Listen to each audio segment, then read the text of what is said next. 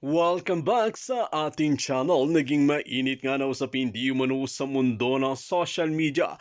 Tila ito nga ang napakagandang balita na nangyari sa buhay ni Nanay Elvie Vergara dahil makakamtan niya talaga ang hustisya at suporta ng taong bayan dahil pinakita nga nila ang matinding suporta sa pamamagitan ng pagtulong kay Nanay Elvie Vergara at halos may naipon na 873K para sa paggamot kay Nanay Elvie Vergara at mga pera para sa kanya.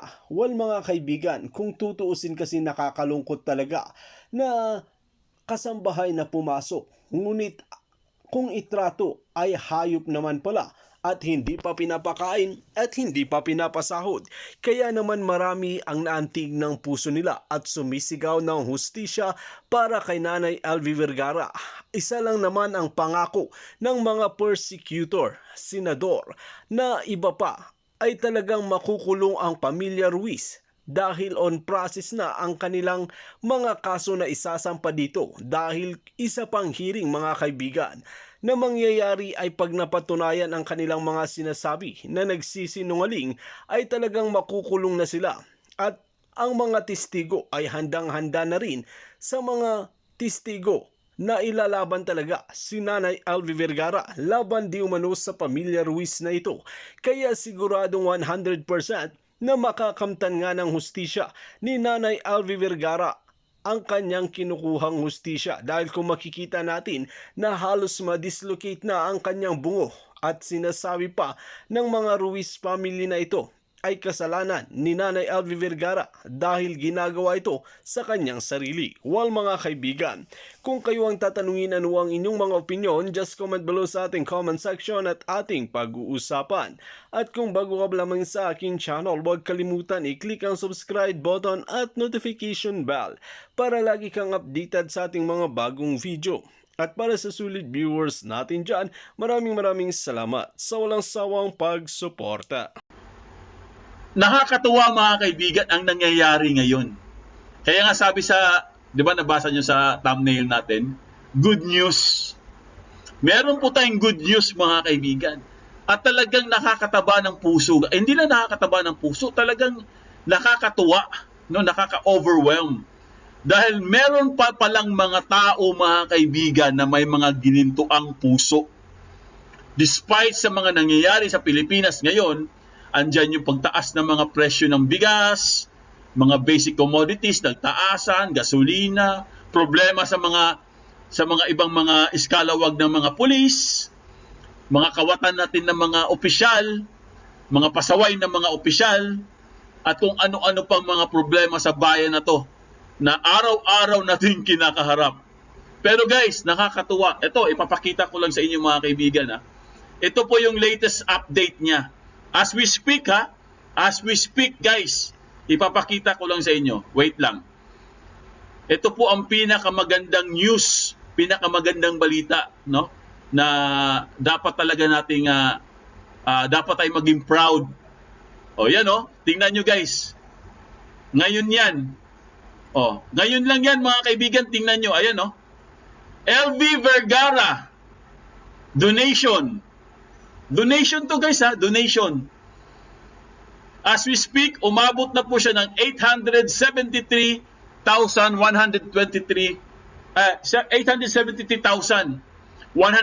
pesos. Ganun na po. I-refresh natin para lalo nating maano. Teka lang guys I-refresh natin tingnan natin kung magkano na talaga. Wait lang mga kaibigan I-refresh lang natin guys. Ayan 873 na po guys ang nalikog na pera para kay Elvie Vergara, yung kasambahay na kumbaga syempre kawawa din si Nanay Elvie syempre mahirap lang din siya guys. Pero ang nakakatuwa mga kaibigan, may mga tao pa palang handang tumulong. Handang tumulong mga handa, kasi isa yan sa mga golden rules It's better to give than to receive. Kaya guys, ibig sabihin mga kaibigan, hindi pa pala huli ang lahat.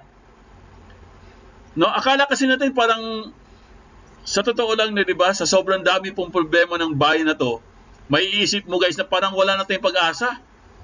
Dahil yung mga politiko natin, puro palpak, puro sablay. So, minsan naiisip natin guys, parang wala na talagang pag-asa ang itong bayan natin, itong Pilipinas. Pero guys, matutuwa kayo dito sa ipapakita ko sa inyo mga kaibigan. Ang dami pong tumulong kay LV Vergara. Ibig sabihin, marami pa pong mga Pilipino na handang tumulong sa kapwa niya Pilipino. Kung may mga masasamang tao, dito guys makikita mo na mas marami pa ring mabuti. Biro mo, umabot na ng 873,000 pesos ang na-donate or ang na-raise na funds ni Isabel Daza. Okay, sino ba si Isabel Daza mga kaibigan? Palakpakan nga natin si Isabel Daza mga kaibigan. Naman palakpakan natin guys. Good job, no? Madam Isabel Daza or Miss Isabel Daza. Di ba anak yan ni ano? Anak pa siya ni Gloria Diaz, si Isabel Daza mga kaibigan. No, anak siya no? Ng beauty queen. Kasi si Isabel Daza naging beauty queen din yata to eh. Hindi kasi ako masyadong sanay sa mga ganyan. Hindi ako masyadong wala akong masyadong idea diyan. Pero ang alam ko guys, itong si Isabel Daza, ano to no, Batikan. Gloria Diaz 'yon, anak na ni Gloria Diaz. Oo. Ano to no, Batikan na rin to, no? Batikan na rin to na artista, no?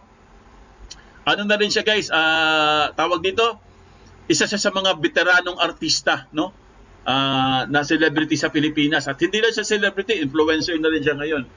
At ito nakakatuwa mga kaibigan, no? Dahil guys, akala natin walang makakaisip ng ganito, pero meron pa palang tao na handang tumulong. Grabe, di ba? Ito guys, ipapakita ko sa inyo. Pwede niyo puntahan to guys, no? Itong website na to, pwede niyong bisitahin. Para pwede din kayo mag-donate doon kung gusto niyo.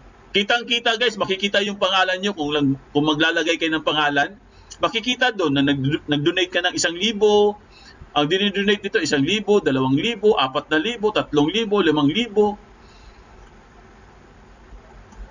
Kung gusto niya lang mag-donate, pero karamihan sa nag-donate guys, hindi nila sinasabi yung pangalan nila. Ito ay papakita ko lang sa inyo guys para may idea kayo. Ayan donors. Tignan mo yung donors niya, umabot na po sa 718 guys. Ang donors. Pag pinindot mo ang donors, ito ang makikita nyo dyan mga kaibigan. Ayan Ayan yung mga nagdo-donate. Ayan yung mga donors. Ayun Ito 500 ang binigay ni Greek orator. Karamihan dito anonymous eh. Ayan 500 pesos. Amount hidden. Anonymous din. Guess, may guess 1,000 ang i-donate may 500 pesos, 500 pesos. Ayan 1,000 pesos. Dami din Ang dami guys. Umabot na sa 718. Di ba? Updates. Updates tayo. Tingnan natin. Para ilan na kaya? 873,000 pesos pa rin. Ayan, at least, di ba? Meron pa, ang dami pa palang mga kababayan natin na may gininto ang puso. Di ba? Once again, palakpakan naman natin guys. Ang galing nang nakaisip nito, si Isabel Daza. Galing. Good job, Good job. Sana ganyan yung mga artista, Yung mga iba diyan, walang ginawa kundi pasakit lang, Yung ibang artista diyan, yaman-yaman na. Hindi mo lang makaisip ng magbigay or mag-donate. Sus, Maria Josep.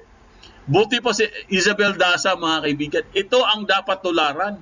Yung mga ganyang klaseng tao, Na kahit sikat na guys, yung mother niya sikat beauty queen ng mother niya, di ba?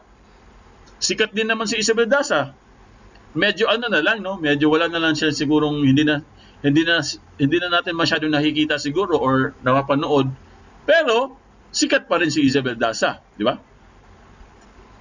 May ano ba to? to, may asawa pa ba si si Isabel Daza? Parang or may anak ba siya? Hindi kasi ako masyado diyan sa mga sa mga celebrity. Oy, si Mirisol Izon andito. Cristobal Cuartero, hello. Jong Mesola, Chrissy Brooks. Ayan. Imelda Aquino, hello. Tessie Rubies. Joy Barboza, Adriana Dacula. Sino pa? Si Melba Sutcliffe, Gracia Digal. At least may feel naman ng LB kahit mabuang siya ang daming nagmamahal sa kanya. Oo, no, ang daming nagmamahal kay LB, no? Cristobal Cuartero, Jong Misola, Ayo. Oy, si Ayo, hello. Andito si Ayo. Tessie Rubias, Jong Misola, Gracia Digal, Felisa Castillo, Tessie Amanuma, Nena Esteban, Imelda Aquino, Cristobal, Leo Bonag, Jenny Jarumay, Rolando Telegrapo. Sila Telegrapo andito. Cat Lover, hello. Ayan, quick bati lang, quick bati. So, mga kaibigan, napakabait talaga ng Panginoon. Kahit po marami pong pasakit ang ginawa kay LV Vergara, at least mga kaibigan, merong mga tao na willing pong tumulong sa kanya. Di ba napakasarap, no? Napakasarap pakinggan, napakasarap ng feeling na hindi pa pala huli ang lahat. Meron pa palang pag-asa ang Pilipinas na kumbaga may pag-asa tayong maging isang magandang bansa, no? Kasi guys, feeling kasi natin parang wala na eh. Parang feeling natin wala na eh. Kasi nga, araw-araw na lang natin naririnig sa mga balita. Palpak si ganito, palpak si ganun. Walang ginawa, mga pulis, mga ibang pulis, mga iskalawag. Tapos at least, ngayon nakita natin guys, na napakabait talaga ng Panginoon mga kaibigan. Kaya lalo po nating ngayon idol ko na si Isabel Daza. Idol ko na siya. Matalungin no? Biro mo naisip pa niya no? Nakakabilib. Ayan. May anak na siya at mayaman ang asawa niya na may anak na siya at mayaman ang asawa niyang foreigner. Ay, foreigner pala ang asawa niya. Hong Kong resident po sina Isabel. Sa Hong Kong pala sila? Sila Isabel? Wala siya sa Pilipinas? Galing no? So ang asawa niya guys, anong lahi? Briton ba or Amerikano ba? Or Asian din? Mabait talaga ang Diyos. Gumagawa talaga ang Panginoon guys ng paraan para matulungan si LV. Kasi nga, grabe ang ginawa sa kanya guys eh. Talaga Susan, galing naman. Ay, swerte nga siya no? Dahil mabait siguro siya kaya siniswerte po si Isabel Daza, no? So, Miss Isabel Daza, believe kami sa iyo. Bravo ang ginawa mo. Good job. Sana marami pang Isabel Daza. Alright? So, yan po guys, no? Yan po ang ating good news.